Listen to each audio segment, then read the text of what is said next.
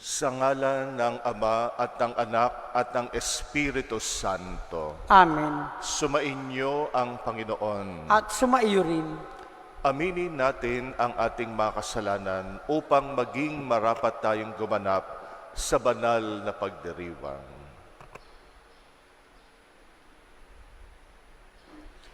Inaamin ko sa makapangyarihang Diyos at sa inyo mga kapatid na lubha akong nagkasala sa isip, sa salita, sa gawa at sa aking pagkukulang. Kaya isinasamo ko sa mahal na Birheng Maria, sa lahat ng mga anghel at mga banal, at sa inyo mga kapatid, na ako'y ipanalangin sa Panginoong ating Diyos. Kaawaan tayo ng makapangyarihang Diyos, patawarin tayo sa ating mga kasalanan, at patnubayan tayo sa buhay na walang hanggan. Amen. Panginoon, kaawaan mo kami. Panginoon, kaawaan mo kami. Kristo, kaawaan mo kami. Kristo, kaawaan mo kami. Panginoon, kaawaan mo kami. Panginoon, kaawaan mo kami. Manalangin tayo. Ama naming makapangyarihan, nililiwanagan ng iyong maasahang ilaw ang mga naliligaw na iyong pinababalik sa daan para ikay matagpuan. Ang mga kabilang sa nananalig sa iyong anak ay pagkalooban mong makapagwaksi sa tanang salungat sa ngalang Kristiyanong sa iyo'y tinanggap upang ito'y talagang mapangatawan ng ganap. Sa pamagitan ng Jesucristo kasama ng Espiritu Santo, magpasawalang hanggan. Amen.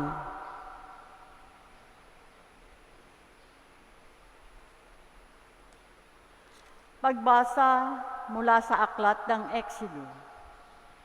Noong mga araw na iyon, gumawa sina Moises at Aaron ng maraming kababalaghan. Ngunit hindi rin pumayag ang paraon na umalis ang mga Israelita sa lupain ng Ehipto. Sinabi ng Panginoon kina Moises at Aaron, "Mula ngayon, ang buwang ito ang magiging unang buwan ng taon para sa inyo. At sabihin ninyo sa buong pamayanan ng Israel na ikasampung araw ng buwang ito, bawat puno ng sambahayan ay pipili ng isang kordero o bisurong kambing para sa kanyang pamilya. Kung maliit ang pamilya at hindi makauubos ng isang buong kordero, magsasalo-salo sila ng kalapit na pamilya na hindi rin makauubos ng isang buo. Ang dami ng pagsasalo-salo sa isang kordero ay ibabatay sa dami ng makakain ng bawat isa. Kailangan ang kordero ay lalaki, 1 taong gulang, walang pinsala o kapintasan. Kung walang tupa, ay kahit kambing. Aalagaan ito mabuti hanggang sa 14 ng buwan. At sa kinagabihan, sabay-sabay na papatayin ng buong bayan ang kani-kanilang kordero. Kukuha sila ng dugo nito at ipapahid sa mga hamba at sombrero ng pintuan ng bahay, nakakainan ng kordero. Sa gabi ring iyon, lilitsunin ito at kakaning kasama ng tinapay na walang lihabadura at mapapalapit na gulay. Huwag ninyong kakanin ng hilaw o nilaga ang kordero. Litsunin ito ng buo, kasama ang ulo ng mga pata at ang lamang loob. Huwag kayong magtitira para sa kinabukasan. Kung may matitira, sunugin pagka umaga. Ganito naman ang magiging ayos ninyo sa pagkain nito. Nakabigkis, nakasandalyas at may tangang tungkod. Dadali-dali ang inyong pagkain nito. Ito ang Pasko ng Panginoon. Sa gabing iyon, lilibutin ko ang buong Ehipto at papatayin ang lahat ng panganay na lalaki, maging tao o hayop man. At parurusahan ko ang lahat ng Diyos-Diyosan sa Ehipto. Ako ang Panginoon. Lalampasan ko ang lahat ng bahay na makikita kong may pahid ng dugo at walang pinsalang mangyayari sa inyo sa pagpaparusa ko sa buong Ehipto. Ang dugo ang siyang magiging palatandaan ng Israelita ang nakatira sa bahay na iyon. Ang araw na ito'y ipagdiriwang ninyo magpakailanman bilang pista ng Panginoon. Ang salita ng Diyos. Salamat sa Diyos. Sa Panginoon tumubos, kalis ng inumi handog. Sa Panginoon tumubos, kalis ng inumi handog. Sa Diyos ko'y Panginoon, anong aking ihahandog? Sa lahat ng kabutihan na sa akin ay kaloob. Ang handog ko sa dambana ay inumin na masarap bilang aking pagkilala sa ginawang pagliligtas. Sa Panginoong tumubos, kalis ng inumi handog. Masakit sa kalooban ng poon kung may papanaw. Kahit ito'y iisa, labis siyang magdaramdam. Katulad ng aking ina, maglilingkod akong lubos. Yaman ako'y iniligtas, kinalinga at tinubos. Sa Panginoong tumubos, kalis ng inumi handog. Ako ngayoy maghahandog ng haing pasasalamat. Ang handog ko'y panalagi sa iyo ko'y ilalagak. Sa templo ng Jerusalem ay doon ko ibibigay. Ang anumang pangako kong sa iyo ay binitiwan. Sa Panginoong tumubos, kalis ng inumi handog.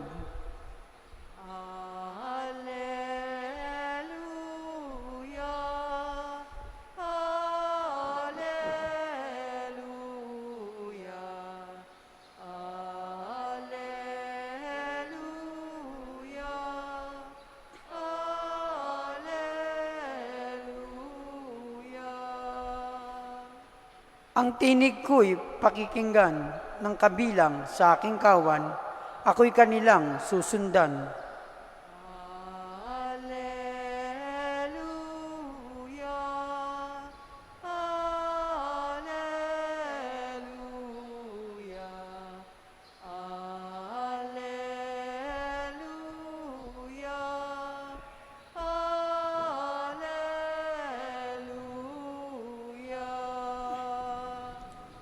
Sumainyo ang Panginoon. At sumaiyo rin, Ang mabuting balita ng Panginoon ayon kay San Mateo. papuri sa iyo, Panginoon.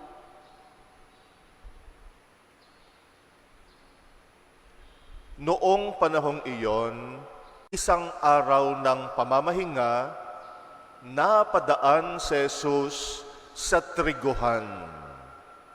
Nagutom ang kasama niyang mga alagad, kaya't nangitil sila ng uhay at kinain ang mga butil.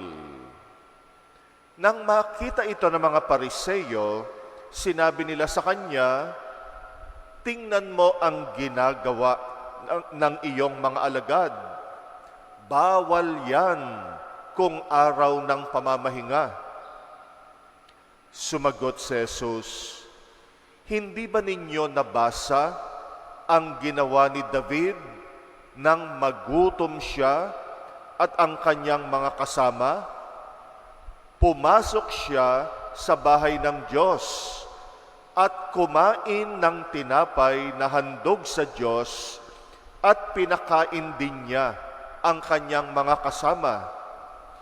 Labag sa kautusan na kainin nila ang tinapay na yon, sapagkat ang mga saserdote lamang ang may karapatang kumain niyon. Hindi pa ba ninyo nababasa sa kautusan ni Moises na tuwing araw ng pamamahinga, lumalabag sa batas tungkol sa araw na ito ang mga saserdote sa templo. Gayunman, hindi nila ipinagkakasala iyon. Sinasabi ko sa inyo, naririto ang isang higit na dakila kaysa templo. Hindi sana ninyo hinatulan ang mga walang sala kung alam ninyo ang kahulugan ng mga salitang ito. Habag ang ibig ko, hindi hain.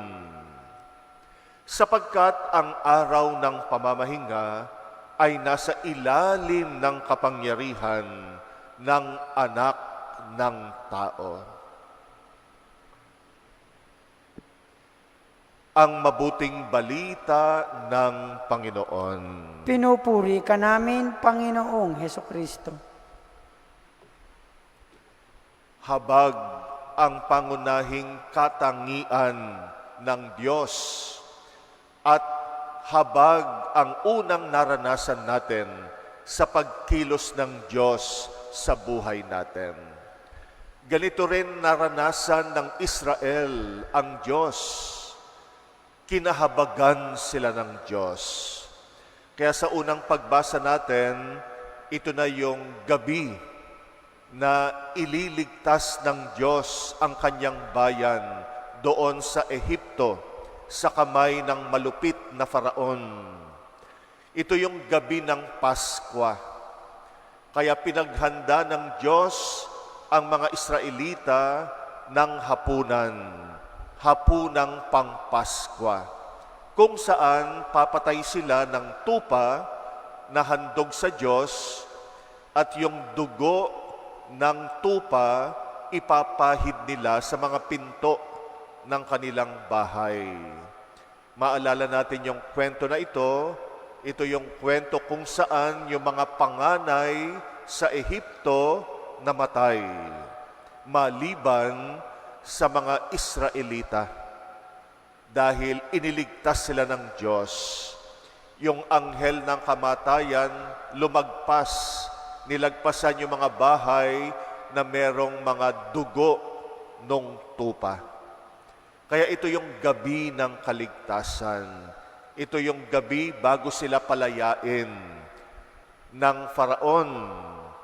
Ito yung gabi na talagang naranasan nila yung habag ng Diyos sa kanila bilang isang bayan. Sila na inaalipin, sila na minamaliit, sila na tinatapak-tapakan, sila ang pinili ng Diyos para maging kanyang bayan. Kaya ang pundasyon ng pananampalataya ng mga Israelita ay yung karanasan nila ng habag ng Diyos. Kinahabagan lamang sila. Kaya sila naging bayan ng Diyos. Ito rin ang ipinapakita ni Jesus nung siya ay dumating sa bagong tipan. Buong buhay ni Jesus ay pagpapakita ng habag ng Diyos. Pinakita niya ito sa pagpapagaling sa mga may sakit, pagpapatawad sa mga makasalanan, at pag-angat sa mga taong nalugmok dahil sa kawalan ng pag-asa. At si Jesus, siya yung magiging bagong kordero. Tinatawag natin siyang kordero ng Diyos dahil sa kanyang pag-aalay ng kanyang sarili sa krus, napatawad ang kasalanan ng mundo. Kaya nga, kung nung lumang tipan, tupa ang inihandog, yung kordero talaga, pero sa bagong tipan, ang kordero na, hindi na yung hayop, kung hindi si Jesus mismo. Yung huling hapunan, yan ay pag-alaala nung gabi na yon na nangyari sa Ehipto. Kaya ngayon yung gabi ng Paskwa. yung huling hapunan nagkaroon ng transition mula sa lumang tipan patungo sa bagong tipan. Sa bagong tipan, si Jesus na yung inialay. At ang kinahabagan, hindi lang yung bayang Israel, kung hindi ang buong mundo. Ang kasalanan ng mundo napatawad dahil sa dugo ng kordero ng Diyos, ang Panginoong Jesus. Kaya nga ang pundasyon pa rin, habag ng Diyos. Kinahabagan tayo dahil tayo ay nagkasala. Sa Ebanghelyo natin ngayon, isang kwento uli ng habag. Yung mga alagad ni Jesus na gutom, kaya sila ay pumitas ng mga butil ng trigo para kainin nung sila ay mapadaan sa taniman ng trigo na ikinasama naman ng mga Pariseyo. Yung mga Pariseyo, pinaratangan yung mga alagad na lumalabag sa araw ng pamamahinga. Sabi nila, araw nga ng pamamahinga, bakit kayo pumipitas ng butil? Katumbas nito yung pag-aani.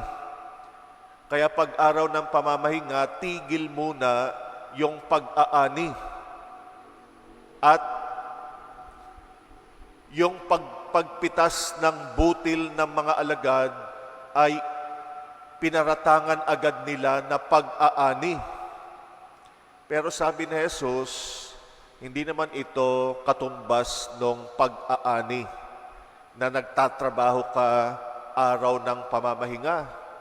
Kaya lang naman pumitas yung mga alagad nung araw na yon dahil nagutom sila.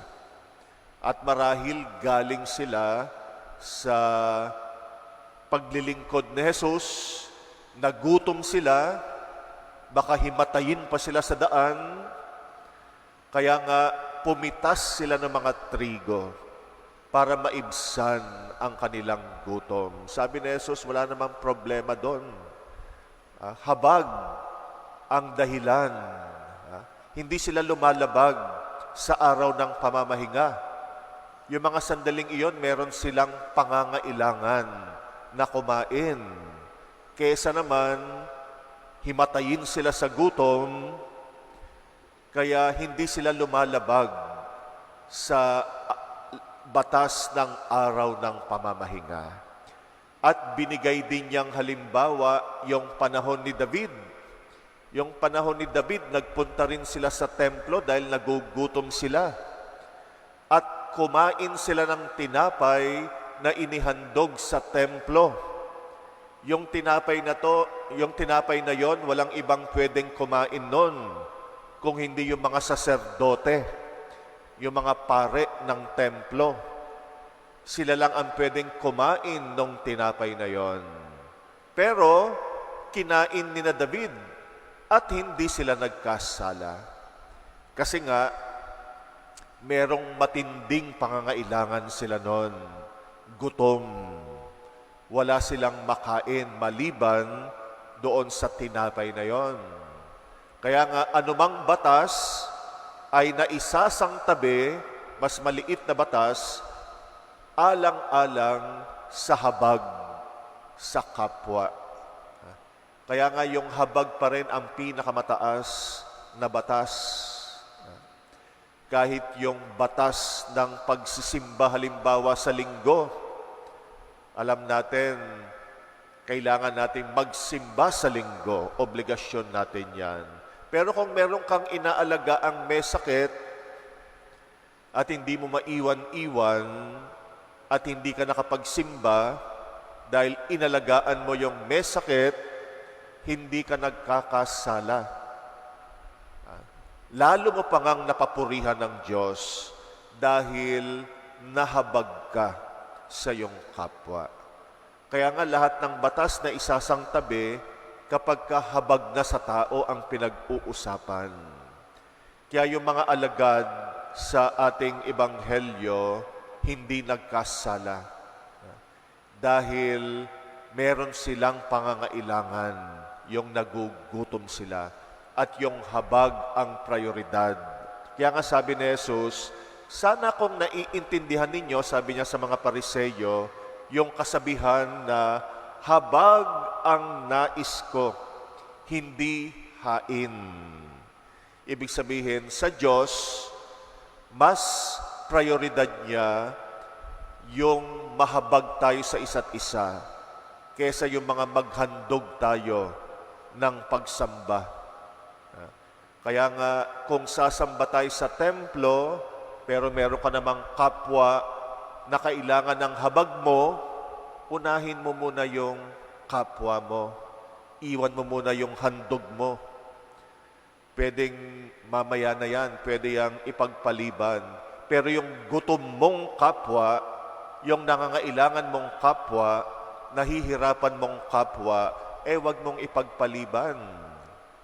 Kung kailangan na niya ng tulong ngayon, wag mo nang ipagpabukas. Wag mong ikatwiran, nako araw ng pamamahinga ngayon, bukas na lang. Kailangan na ng tao na maibsan ng kanyang paghihirap. Hindi pwedeng ipagpaliban. Hindi tayo pwedeng mamahinga sa habag. Hindi tayo pwedeng mamahinga sa pagtulong sa kapwa. Lalo na kapag nahihirapan na siya ngayon na.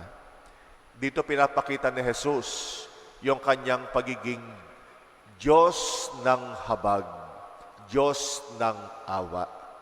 Kaya ganun din ang utos ni Jesus sa atin, di ba? Sabi ni Jesus, be merciful like your Father in heaven who is merciful. Maging mahabagin tayo, katulad ng Ama natin na mahabagin sa atin. Nawa, habag ang maging pangunahing katangian din natin bilang mga Kristiyano at tagasunod ng Panginoon. Kung meron mang katangian ang buhay Kristiyano natin, habag sa kapwa. Hindi lang yung madasalin. Yung madasalin na hindi nahahabag sa kapwa, walang saysay. Mas pangunahing katangian natin bago yung pagiging madasalin, yung pagiging mahabagin sa kapwa natin. Sa pagiging mahabagin, mas lalo nating napapapurihan ang Diyos na nais nating sambahin.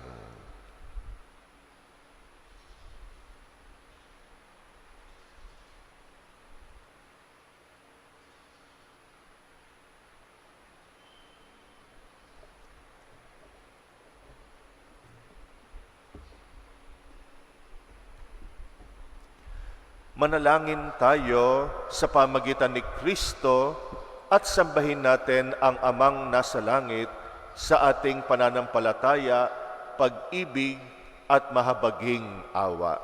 Ating itutugon, Panginoon ng awa, basbasan mo kami. Panginoon ng awa, basbasan mo kami. Ang mga Kristiyano, saan man, naway hindi maging mga taong ang kilos ay ligilis mo at panlabas lamang, kundi maging mga taong may puso na ginagawa ang nararapat bilang mga anak ng Diyos. Manalangin tayo sa Panginoon. Panginoon ng awa, basbasan mo kami. Ang mga bansa sa mundo, naway matutong gumalang at tumulong sa isa't isa. At hindi magamitan lamang, kundi nakipag-ugnayan ayon sa katarungan at pagkakasundo. Manalangin tayo sa Panginoon. Panginoon ng awa, basbasan mo kami. Ayon sa udyok ng habag ni Kristo, naway hindi natin hatulan ang mga nagkakamali, kundi bigyan pa sila ng bagong pagkakataon. Manalangin tayo sa Panginoon. Panginoon ng awa, basbasan mo kami. Ang mga may sakit at mga nagdurusa, naway tumanggap ng tulong mula sa mga taong may kakayahan at pamamaraan na pag-aagin ang kanilang pinapasan. Manalangin tayo sa Panginoon. Panginoon ng awa, basbasan mo kami. Ang mga yumao naway mamahinga sa kalipunan ng mga banal sa piling ng mga Diyos. Manalangin tayo sa Panginoon. Panginoon ng awa, basbasan mo kami. Tahimik nating ipanalangin ang mga personal nating kahilingan. Alalahanin natin ang mga kapatid natin na pinangakuan natin ng dasal, lalo na yung mga nakaligtaan at nakalimutan nating ipagdasal. Alalahanin natin sila. At ipagdasal natin ang intensyon ng mga kapatid nating nag-aalay ng misa sa ating pagdiriwang ngayon.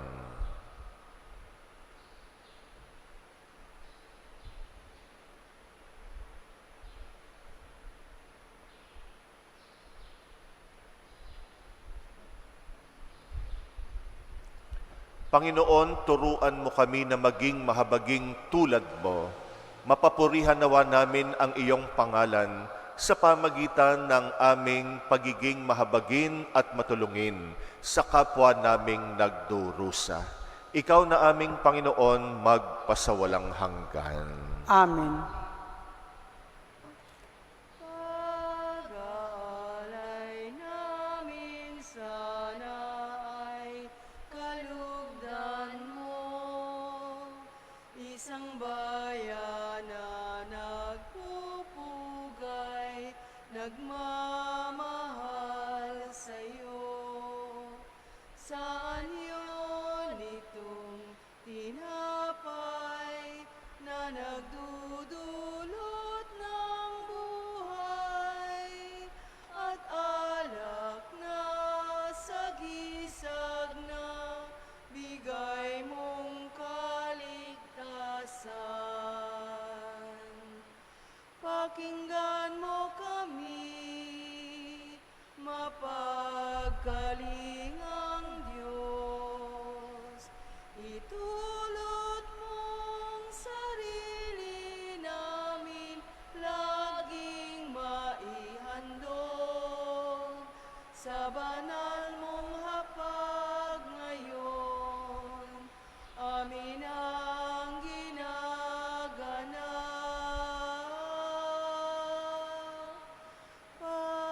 Pag-aalay namin sana ay kalugdan mo, isang bayan na nagpupugay, nagmamahal sa'yo.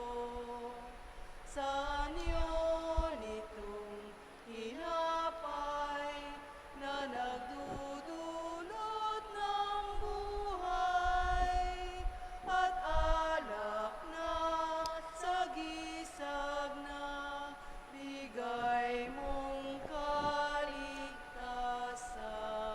Manalangin kay mga kapatid upang ang paghahain natin kalugdan ng Diyos amang makapangyarihan. Tanggapin nawa ng Panginoon itong paghahain sa iyong mga kamay, sa kapurihan niya at karangalan, sa ating kapakinabangan at sa buong sambayanan niyang banal. Ama naming lumikha, tunghayan mong mga alay ng iyong sumasamang sambayanan at tanggapin mo mga ito para madagdagan ang iyong kabanalan sa mga nananalig na tunay. Sa pamagitan ni Jesucristo kasama ng Espiritu Santo, magpasawalang hanggan. Amen. Sumainyo ang Panginoon. At sumaiyo rin. Itaas sa Diyos ang inyong puso at diwa. Itinaas na namin sa Panginoon. Pasalamatan natin ang Panginoong ating Diyos. Marapat na siya ay pasalamatan. Ama naming makapangyarihan, tunay ngang marapat na ikay aming pasalamatan. Sa iyong paglingap at kagandahang loob, ang tao'y nilikha mo at pinangasiwa sa sansinukob. Sa hangad mong siya'y iwastong lubos, pinagdusa mo siya sa kanyang pagtalikod. Sa iyong paggiliw, iyong pinahintulot na makabalik siya sa pamagitan ni Kristo Jesus.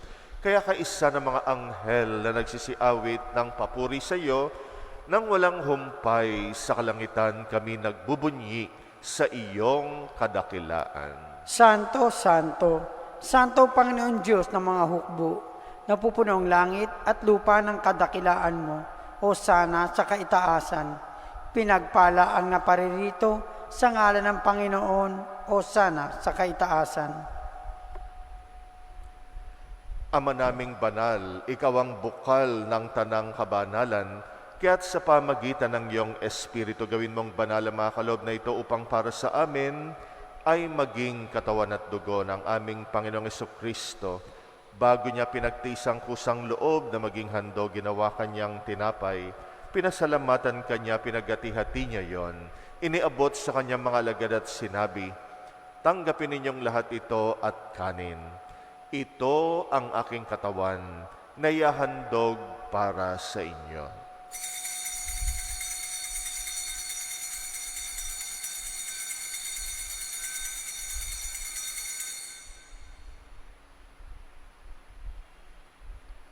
Gayun din naman nung matapos ang hapunan, hinawakan niya ang kalis, muli kanyang pinasalamatan, iniabot niyang kalis sa kanyang mga alagad at sinabi, "Tanggapin ninyong lahat ito at inumin. Ito ang kalis ng aking dugo, ng bagot walang hanggang tipan. Ang aking dugo na ibubuhos para sa inyo at para sa lahat, sa pagpapatawad ng mga kasalanan. Gawin ninyo ito sa pag-alala sa akin."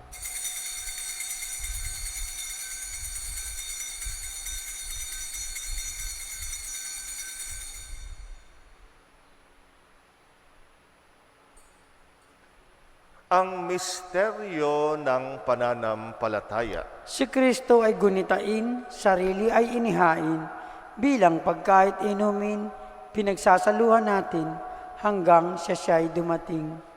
Ama, ginagawa namin ngayon ang pag-alala sa pagkamatay at muling pagkabuhay ng iyong anak, kaya tinaalay namin sa iyong tinapay na nagbibigay buhay at ang kalis na nagkakaloob ng kaligtasan. Kami nagpapasalamat dahil kami yung minarapat na tumayo sa harap mo para maglingkod sa iyo. Isinasamo namin kaming magsasalo sa katawan at dugo ni Kristo ay mabuklod sa pagkakaisa sa pamagitan ng Espiritu Santo. Alalahanin mo rin ang mga kapatid naming nahimlay na may pag-asang sila'y muling mabubuhay. Gayun din ang lahat ng mga pumanaw, kawaan mo sila at patuloyin sa iyong kaliwanagan. Kawaan mo at pagindapatin kaming lahat makasalo sa iyong buhay na walang wakas kaysa ng mahal na Birheng Maria na ina ng Diyos, ng kabiyak ng puso niyang si San Jose, kaysa ng mga apostol at ang lahat ng mga banal na namuhay dito sa daigdig ng kalugod-lugod sa iyo. May pagdiwang nawa namin ang pagpupuri sa ikrarangal mo sa pamagitan ng iyong anak na aming Panginoong Hesukristo. Sa pamamagitan ni Kristo, kasama niya at sa Kanya, ang lahat ng parangal at papuri ay sa iyo, Diyos amang makapangyarihan, kasama ng Espiritu Santo, magpasawalang hanggan. Amen. Amen. Amen.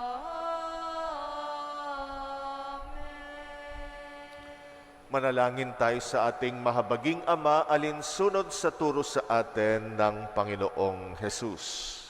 Ama namin, sumasalangit ka, sambahin ang ngalan mo, mapasa amin ang kaharian mo, sundin ang loob mo, dito sa lupa para ng sa langit.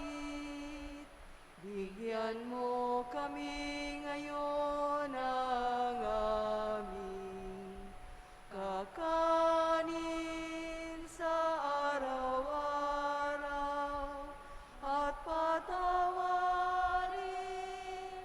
mo kami sa aming mga sala para ng pagpapatawad namin sa nagkakasala sa amin, at huwag mo kaming ipahintulot sa tukso, at iadya mo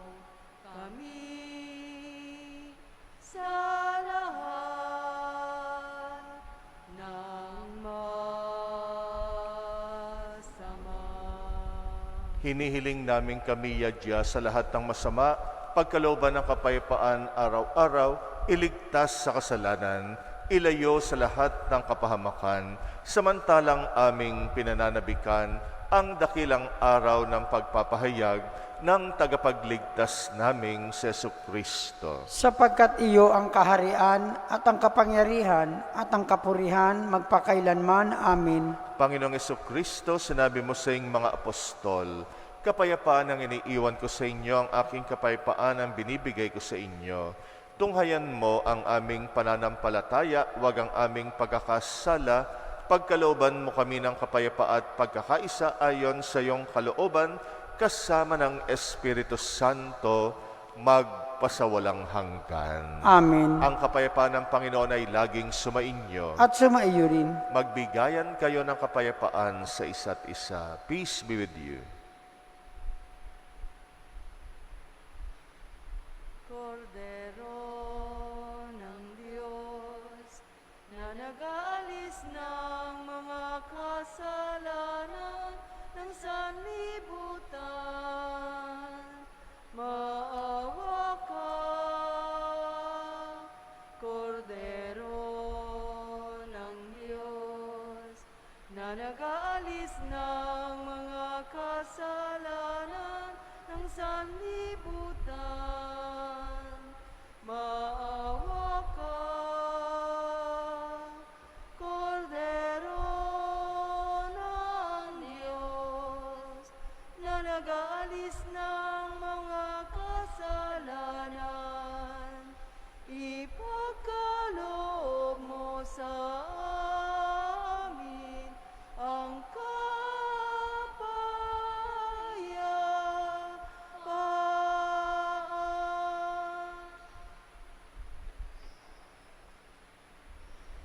Narito ang kordero ng Diyos na nag-aalis ng mga kasalanan ng sanlibutan. Mapalad ang mga inaanyayahan sa kanyang piging. Panginoon, hindi ako karapat-dapat na magpatuloy sa iyo, ngunit sa isang salita mo lamang ay gagaling na ako.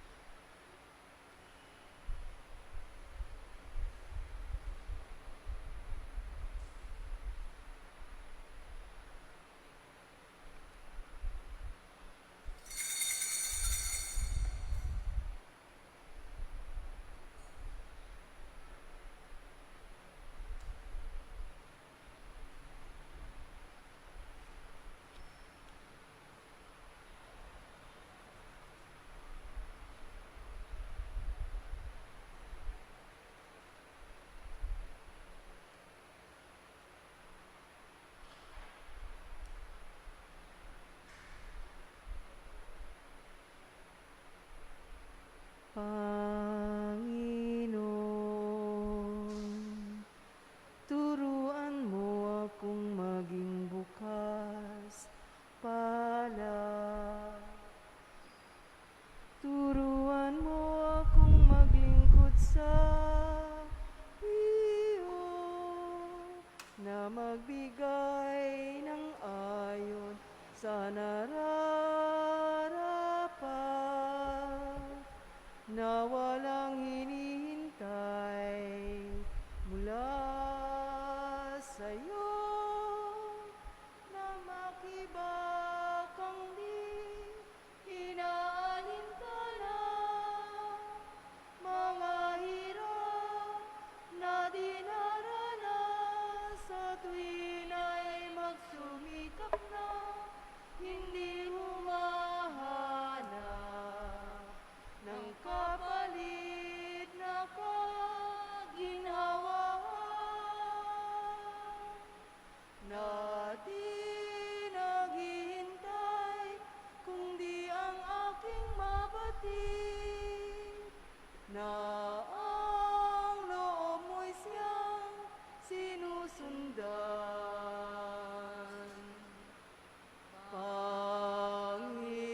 Panginoon, turuan mo akong maging bukas palad. Turuan mo akong